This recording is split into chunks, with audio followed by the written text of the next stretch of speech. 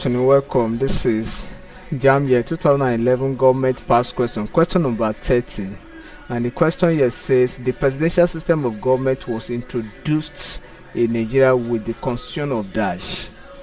The presidential system of government was introduced in Nigeria with the constitution of dash. A. 1960, B. 1979, C. 1989, D. 1989 constitution. We have the independent constitution, which was 1960. So what we have here is independence constitution in 1960. So after that, then we have the first republican constitution.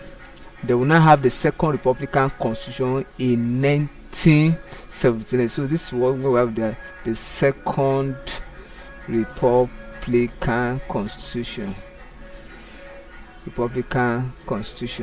Then we have the third republican constitution here, and then the fourth republican constitution follows.